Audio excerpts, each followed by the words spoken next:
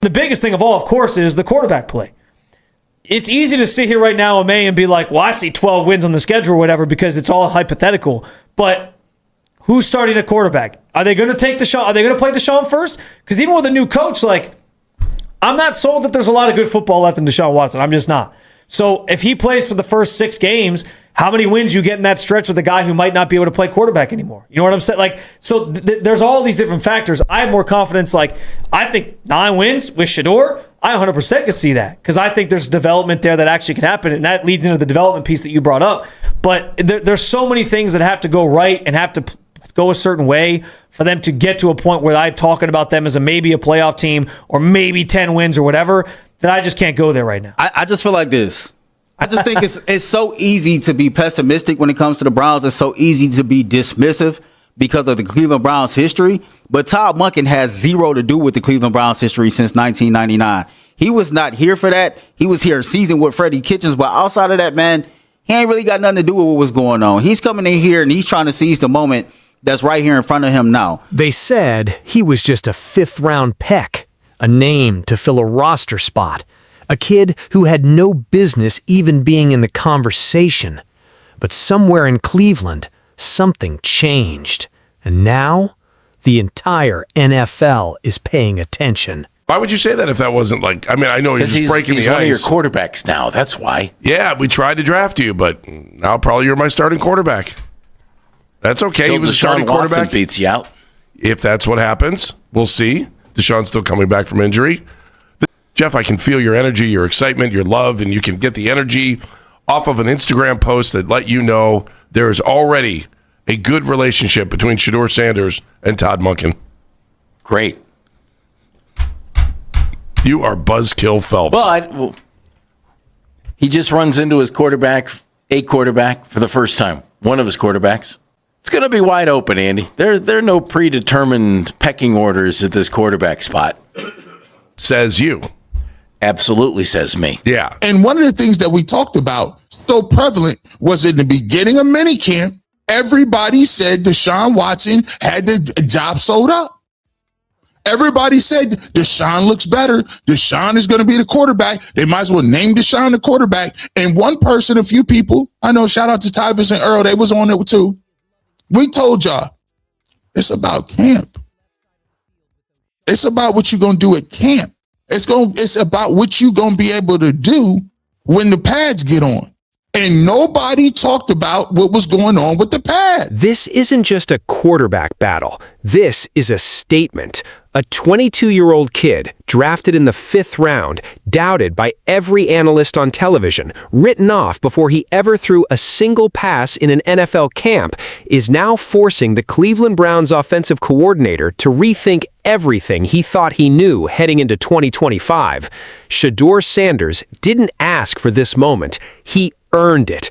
And what's happening right now inside the Browns facility is something nobody in Cleveland was prepared for. We right back where we thought we would be. And this battle is going to be established and decided when the pads get on. And any football guy, any person that plays football, person that's been close to football understands that this is glorified shorts. Now, of course, we want people to look good in the glorified shorts. Of course, we want Deshaun Watson and Shedeur Sanders to look great. They had some nice deep throws in this camp, but you don't decide and be able to judge whether a person can stand up under pressure. Let's take it back, because to understand what's happening right now, you have to understand where Cleveland was just 12 months ago. The Browns were a franchise spinning its wheels. Deshaun Watson, the quarterback they mortgaged their entire future to acquire, had barely played. Injuries, controversy, uncertainty. The city of Cleveland had been through the emotional ringer, and fans were exhausted. And then, quietly, almost like an afterthought, Shedeur Sanders walked through the door. No fanfare, no first-round hype, no guarantee of anything. Just a young man with something to prove.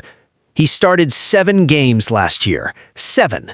And in those 7 games, he threw for more yards than any other quarterback who suited up for Cleveland. More yards, more wins, more momentum. But still, the critics weren't buying it. He's green. He got lucky. Wait until real competition shows up. And so the Browns brought in that competition.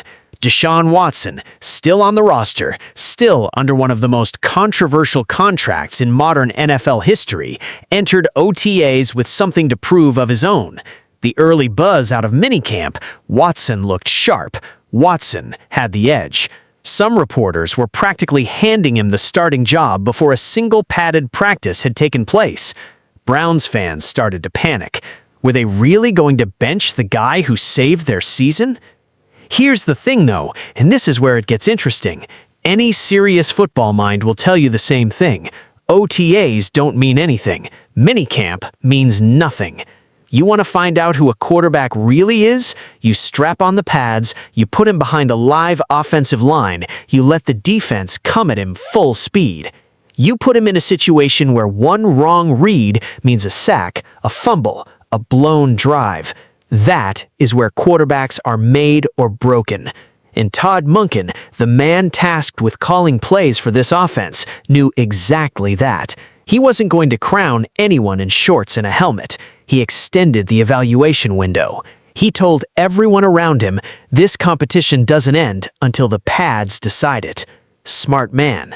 Because right around the time the real work started, Shedeur Sanders began doing something nobody expected. He started connecting with Denzel Boston. And that connection, it's becoming one of the most electric things happening in the entire AFC right now.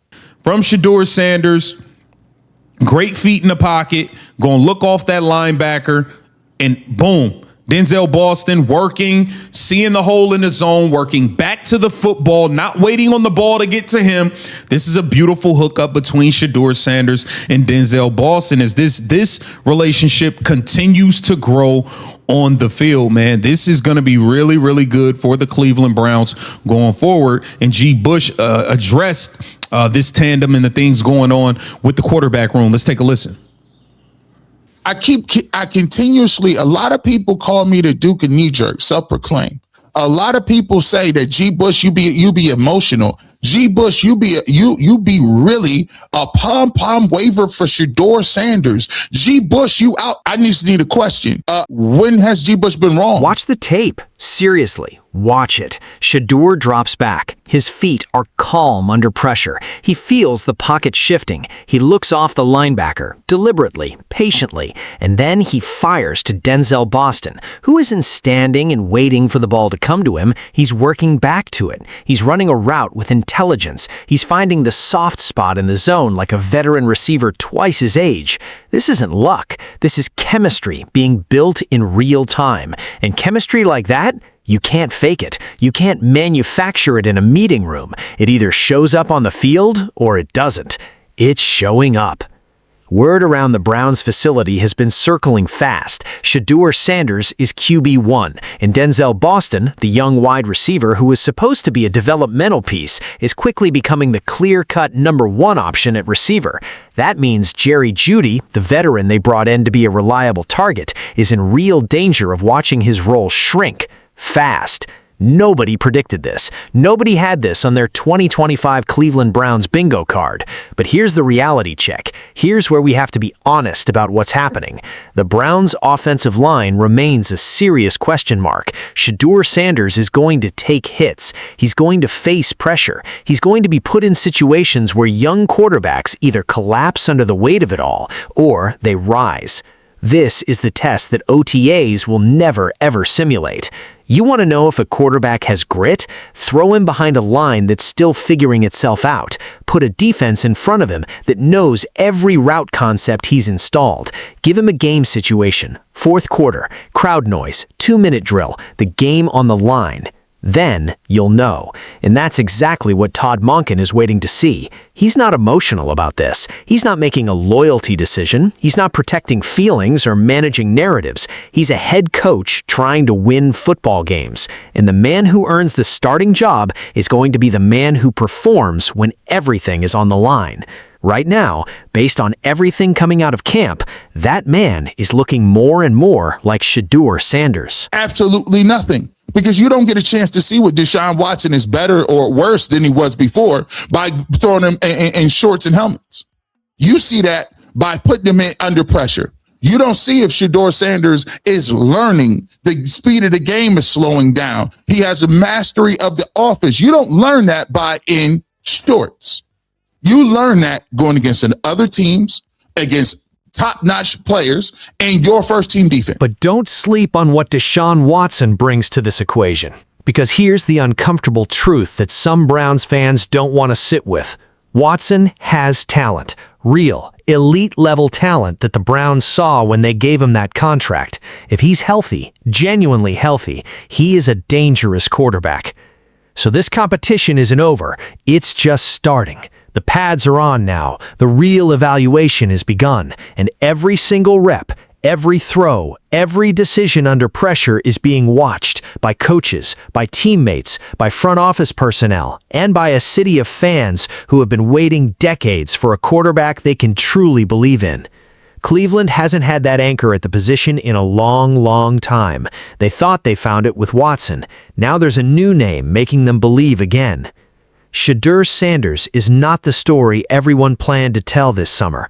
He wasn't supposed to make this hard. He wasn't supposed to make coaches rethink timelines, veterans rethink their roles, and an entire fan base rethink what this team could actually become. But that's exactly what he's doing. One play at a time, one completion at a time, one rep at a time. And somewhere in the back of Todd Monken's mind, as he watches the film, as he studies the body language, as he sees that chemistry between Sanders and Boston grow one practice at a time, a decision is becoming clearer. Nobody's said it out loud yet, nobody's put it on paper, but in football, you don't need to announce what the film already shows. And right now, the film is speaking very, very loudly. The question isn't whether Shedeur Sanders belongs here anymore. The question is, can anyone stop what's already in motion? If this video gave you something to think about, if you felt the energy, the drama, the stakes of what's unfolding in Cleveland right now, hit that subscribe button, because this story, it's just getting started, and you do not want to miss what comes next.